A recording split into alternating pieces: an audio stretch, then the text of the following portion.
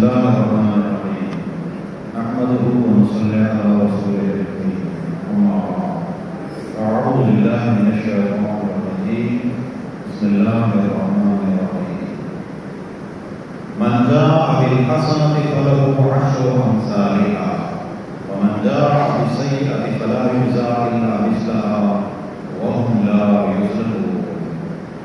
قال رسول الله صلى الله عليه وسلم الإيمان بضع وسبعون شعبة فأفضلها قول لا إله إلا الله وأدناها إماطة الأذى عن الطريق والحياء شعبة من الإيمان.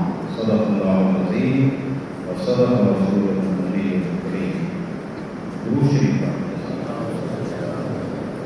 اللهم صل على محمد.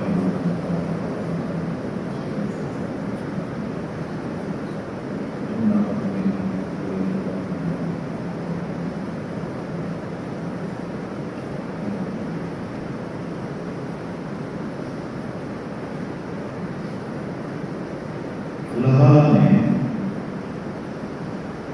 ہر انسان کو تھوڑا سا وقت دے کر اس دنیا میں بھیجا ہے، چاہے وہ مسلم ہو یا غیر مسلم ہو. ہم سب آئے نہیں، ہمیں اللہ نے بھیجا ہے. اللہ تعالیٰ چاہتے 500 سال پہلے بھی پیدا کر سکتے تھے، اور اگر اللہ تعالیٰ چاہتے 1000 سال بعد پیدا کر دیتے. جب اللہ نے چاہا، جس وقت چاہا ہمیں دنیا میں بھیجا. پھر جب اللہ چاہیں گے، جس وقت چاہیں گے ہمیں اس دنیا سے واپس بلائیں گے. نہ ہم آئے اپنی مرضی سے ہیں، نہ ہم جائیں گے اپنی مرضی سے. حضرت علی رضی اللہ عنہ کسی نے پوچھا ایمان کیا ہے؟ ایمان یہ ہے کہ جو ہماری چاہتے ہیں وہ پوری ہونے میں اللہ کے محتاج ہیں، اور اللہ تعالیٰ کا حکم پورا ہونے میں کسی چیز کا محتاج نہیں ہے. لیکن کوئی چاہتا ہے بیمار ہو، کوئی نہیں چاہتا لیکن ہو جاتا ہے. کوئی چاہتا ہے تکلیف ہو، نہیں چاہتے لیکن تکلیف آ جاتی ہے. کوئی چاہتا ہے کہ مر جاؤں، کوئی نہیں چاہتا لیکن مر جاتا ہے. ان اجل اللہ اذا جاء لا یؤخر. جب وقت آتا ہے مہلت نہیں دی جاتی. آپ کو پوچھو گے یا رسول اللہ من اقیس الناس واعظم الناس، سب سے سمجھدار آدمی کون سا ہے؟ سمجھدار ترین آدمی کون سا ہے؟ اور اکثرهم ذکرا للموت، جو اپنی موت کو زیادہ یاد رکھتا ہے. واکثرهم استعدادا، اور اس کی تیاری بھی کرتا رہتا ہے. سب سے سمجھدار. فقہاء نے لکھا ہے اگر کوئی بندہ یہ وصیت کہتے ہیں جب مرنے والا ایک تو اللہ نے حصے بنا دیے ہیں. ہر بڑے سے ذکر رزق ہر سے منصین، لڑکے کو اتنا ملے گا جتنا دو لڑکیوں کو ملے گا. پھر یوصیکم اللہ فی اولادکم الرقوع میں اللہ نے پورے کو حصے بنا دیے ہیں. ماں کا کتنا، باپ کا کتنا، خامد کا کتنا، بھائی کا کتنا، بہن کا کتنا، بیٹے کا کتنا، بیٹے، یہ تمام حصے بنے ہوئے ہیں. اس سے بڑھ کر آگے ہے وہ ہے قرآن شریف میں من بعد وصیت یوصی بہا او دین، کہ سب سے پہلے وصیت پوری کرو، پھر قرض اتارو، اور اس کے بعد جائیداد کو ورثہ میں تقسیم کیا جائے. سب سے پہلے ہم دیکھنا پیسہ آیا فوراً کہتے ہیں خیرات کرو. جی خیرات کرنا اجر ہے، اپنی جیب سے کرو پھر ہے، دوسرے کے مال سے کرنا بڑا آسان ہے. یتیموں جتیم بچوں کا حق ہے. بیچارہ جو مرنے والا پہلے تو بیمار رہا، گھر میں پتہ نہیں کچھ ہے یا نہیں ہے، یہ 500 بندہ انتظار میں ہے کب خیرات ہوگی اور ہم جائیں مزید اس مرنے والے کے کو 1 لاکھ 1.5 لاکھ کا اور ہم خرچہ کرا دیں. اللہ کے یہاں صدقہ وہ مقبول ہے. لا یحل مال مسلم لا یقبل الا الطیب، اللہ پاکیزہ عمدہ مال جو دل کی خوشی سے پیش کرے اسے قبول فرماتے ہیں. تو اس لیے وصیت کسے کہتے ہیں؟ بعض بندہ مرنے والا کو وصیت کر دیتا ہے کہ میرے مال میں سے اتنا حصہ فلاں مدرسے کو دے دینا، فلاں مسجد کو دے دینا، یا فلاں بندے کو دے دینا. لیکن شرط یہ ہے وہ بندہ اس جائیداد کا وارث نہ ہو. حدیث میں فلا وصیت لوارث، جو جائیداد کا وارث ہے اس کے لیے وصیت نہ کیا کرو. بیٹے تو ویسے وارث ہیں، لیکن والدین کہتے ہیں چونکہ اس بیٹے نے ہماری خدمت بہت زیادہ کی تھی اس لیے ہم اسے مزید نوازنا چاہتے ہیں اور اس کو جائیداد میں سے فلاں گھر فلاں پلاٹ فلاں گاڑی بھی اس بچے کے نام کر دی۔ مسلم شریف کی ایک روایت ہے، ایک صحابی نے کہا یا رسول اللہ میں نے اپنے بیٹے کو فلاں چیز گفٹ کی، آپ نے اپنے باقی بچوں کو بھی دیا ہے؟ نہیں یا رسول اللہ میں نے اسے بھی واپس لے لو۔ اولاد میں توڑ آتا ہی تب ہے جب والدین دینداری سے ہٹتے ہیں، دور ہوتے ہیں۔ تو کیا فلاں وصیت ہے بات ہے، لیکن وصیت پوری کرو، پھر اس کے بعد قرض اتارو۔ قرض کے بارے میں جیسے پچھلے جمعہ بھی کچھ بیان آئی تھی، آپ صلی اللہ علیہ وسلم پوچھتے تھے کہ اس مرنے والے نے کسی کا قرضہ تو نہیں لینا؟ یا رسول اللہ دینا ہے۔ آپ صحابہ فرمایا اس کا جنازہ پڑھ لو پھر۔ یا رسول اللہ اس نے کسی کا جنازہ کسی کا قرضہ نہیں لینا۔ آپ صلی اللہ علیہ وسلم پہ خود تشریف لے جاتے اور جنازہ پڑھاتے تھے۔ اس لیے فقہاء نے لکھا ہے کہ اگر قرضہ اتارنے کے وسائل نہ ہوں پھر قرضہ نہیں لینا چاہیے بندے کو۔ جبرائیل علیہ السلام یا رسول اللہ شہید کے سارے گناہ معاف، شہید کے سارے گناہ معاف کر دینے ہیں۔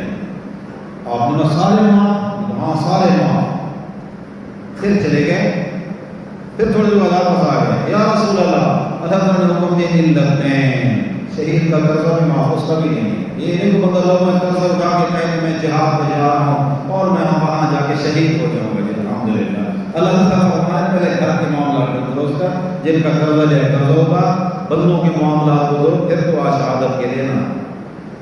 تو میں کہہ رہا ہوں وصیت کیا ہے؟ وصیت یہ ہے کہ پھر اپنی ورثاء کو وصیت کی۔ بعض دفعہ مرنے والا اپنی اولاد کو یا اپنے وارث کو محروم کرنے کے لیے کیا کہتا ہے، میری ساری جائیداد مدرسے کو دے دو، میری ساری جائیداد فلاں رفاہی ادارے کو دے دو۔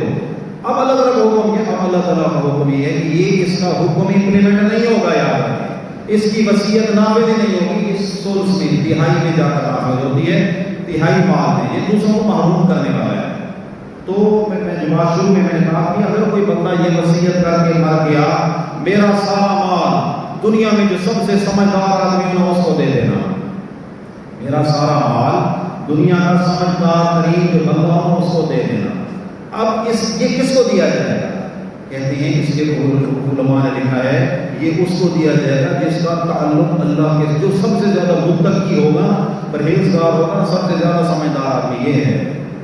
ہم نے سمجھ لیا ڈگری لے گئی، پی ایچ ڈی ہو گئی، کہتے ہم نے اپنی تعلیم مکمل کر لیا، الحمدللہ کامیابی کا پروانہ حاصل کر لیا۔ میرے عزیزوں اور دوستوں، کامیابی اور ناکامی کا تعلق ڈگریوں کے ساتھ اللہ نے نہیں رکھا، عزت اور ذلت کا تعلق اللہ تعالیٰ نے ڈگریوں کے ساتھ نہیں رکھا، رزق کا بڑھنا اور کام ہونا ان کا تعلق اللہ نے محنت اور چیزوں کے ساتھ نہیں رکھا۔ یہ براہ راست اللہ تعالیٰ نے اپنا قبضہ قدرت میں رکھا ہے۔ اللہ یبسط الرزق لمن یشاء ویقدر، اللہ ہی ہے جس کا چاہتا ہے رزق بڑھا دیتا ہے، جس کا چاہتا ہے کم کر دیتا ہے۔ شیخ سعدی فرماتے ہیں گر روزی بدانش بر فزودے بناتا خود کر روزی نبودے۔ اگر روزی عقل پر ملتی نا، عقل پر کہ بڑا سمجھدار آدمی ہے جی، اس کو رزق زیادہ دے دو، یہ جی ان پڑھ ہے اس کا رزق کم کر دو، بناتا چنا روزی رسان، نادانوں کو اللہ ایسے رزق دیتے ہیں کہ دانا ہمدانا حیران بمانت، بڑے بڑے عقل مند حیران رہ جاتے ہیں کہ اس کو کہاں سے مل گیا۔ عطا کرنے اللہم لا مانع لما اعطیت ولا معطی لما منعت، اے اللہ جسے تو عطا کرے اسے کوئی روک نہیں سکتا، جسے اللہ نہ دے اسے کوئی دے نہیں سکتا۔ دوسری آیت ما یفتح اللہ للناس من رحمت فلا ممسک لها، جس کے لیے اللہ اپنے رحمت کے دروازے کھول دے ان کو کون بند کر سکتا ہے۔ وما یمسک، جس کے دروازے اللہ بند کر دے، لگاؤ چورا، اس کو 2 ڈگریاں ساری دنیا کے ڈالر اس کو دے دو، اللہ کہتے ہیں فلا مرسل له من بعدہ، اگر میں اس کے دروازے بند کر دوں اس کی بنا نہیں سکتا نہ دنیا نہ آخرت۔ تو معلوم ہوا مسلمان کی زندگی بامقصد زندگی ہے۔ اللہ تعالیٰ ہمیں کامیاب، اللہ تعالیٰ ہمیں ہنسنا مسکراتا، آپس میں حسن اخلاق والا، حسن سلوک والا، احکام کی فرما برداری کرنے والا دیکھنا چاہتے ہیں۔ اس پر جب انسان آتا ہے دنیا پر عزت لینا شروع ہو جاتی ہے۔ آپ صلی اللہ علیہ وسلم نے جو قرآن شریف میں تحریک انصاف، انصاف کا برابری، وہ جیسے درمیان کنڈا ہوگا ترازو، اس میں 1 کلو کا جو ویٹ ادھر سے رکھیں 1 کلو درمیان سے اٹھائیں، یہ انصاف ہے۔ قرآن شریف میں انصاف کا لفظ ایک دفعہ بھی نہیں آیا، اور ایک جگہ عدل، عدل کا لفظ قرآن پاک میں 7 مرتبہ آیا، اور ایک ہے قسط، قسط کا معنی بھی عدل ہے، انصاف ہے۔ لفظ انصاف قرآن میں نہیں ہے۔ انصاف کا تقاضا کیا ہے؟ بیٹے کو بھی اتنا دے دو، بیٹوں کو برابر کر دو، جی یہ انصاف ہے۔ اگر وہ جو ترازو کی جو مٹھی ہے اس کو کر دیں تھوڑا سائڈ پر، ترازو کی مٹھی درمیان کی بجائے سائڈ پہ کر دیں، ایک پلڑا ہو جائے اس مٹھی کے قریب، ایک پلڑا ہو جائے دور۔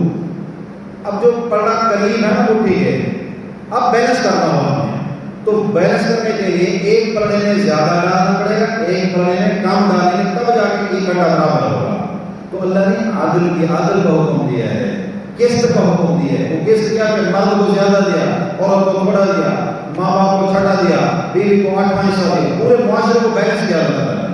برابر کا تو سب کو نہیں، بلکہ اقسطوا ان اللہ یحب المقسطین، تم انصاف کیا کرو، اللہ تعالیٰ انصاف کرنے والوں کو پسند کرتے ہیں۔ حضور اکرم صلی اللہ علیہ وسلم کے زمانے میں چوری ہوئی، فاطمہ نے چوری کی، عورت کا نام تھا فاطمہ، قبیلہ مخزومیہ کی عورت تھی۔ آپ نے اپنا ہاتھ کاٹ دو۔ دیکھو رول اینڈ ریگولیشن سب کے لیے مساوات، سب کے لیے برابری، بڑوں کے لیے اور چھوٹوں کے لیے اور نہیں۔ پیپر چیک کرنا اس کا، پیپر چیک کرنا اس کا، یا کوئی بھی ایگزیبیشن میں آئے ہوئے ہیں، یا کسی بھی اس کی بچے کی کوئی یہاں کر رہے ہو، اس کی ماں کی کرنی ہے، کسی بھی انداز سے اگر میرا اپنا بیٹا ہے سامنے، تو اس کو بھی وہی رول امپلیمنٹ کریں جو ہم دوسروں کے بچوں کے اوپر کر رہے ہیں۔ رول روڈ کے سامنے جو ٹریفک کے قوانین ہیں وہ ایک عام شہری کے لیے بھی اور ایک بیوی یا ایک پرسن کے لیے بھی اگر امپلیمنٹ ہو رہے ہیں، معاشرہ بھی گرے گا نہیں، اللہ اس معاشرے کو اوپر لے جائیں۔ اسامہ بن زید آ گئے، یا رسول اللہ بڑے قبیلے کی عورت ہے، اس کا ہاتھ نہ کاٹیں، ناک کٹ جائے گی قبیلے کی۔ تو لوگوں نے صفاجی ڈھونڈا، صفاجی کے ایسا ڈھونڈا کہ جو حضور اکرم صلی اللہ علیہ وسلم کو سب سے زیادہ محبوب تھا اس کو پکڑ کے لے آئے۔ اسامہ بن زید حضور صلی اللہ علیہ وسلم، یہ غلام، زید بھی غلام، ان کے بیٹے یہ بھی غلام، رنگ کے کالے تھے، لیکن آپ صلی اللہ علیہ وسلم حضرت محمد فرماتے تھے آئے یا رسول اللہ اس عورت کا ہاتھ نہ کاٹیں۔ آپ اسامہ کیا تم اللہ کی حدوں میں سے کسی حد کے اندر سمانے چاہتے ہو؟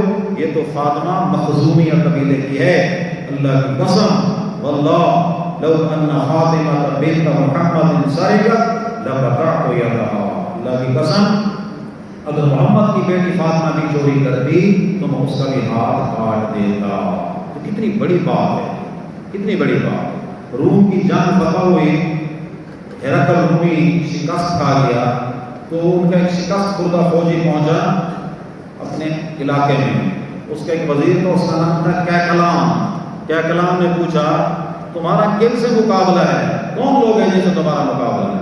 انہوں نے کہا ہمارا جن سے مقابلہ ہے نا اللہ کی، واللہ لو ان فیہم سرق ابن ملکہم، ان کے بادشاہ کا بیٹا اگر چوری کرے اس کا بھی ہاتھ کاٹ دیں، غریب آدمی چوری کرے اس کا بھی ہاتھ کاٹ دیں، بادشاہ کا او زنا لرجموہم، بادشاہ کا بیٹا زانی ہے اس کی بھی گردن اڑا دیں، عام انسان ہے تو اس کی بھی گردن اڑا دیتے ہیں۔ وَأَنَّهُمْ كَانُوا يَتَنَاصَفُونَ فِي مَا بَيْنَهُمْ، اور وہ آپس میں انصاف کے ساتھ رہتے ہیں، آپس میں انصاف کے ساتھ رہتے ہیں۔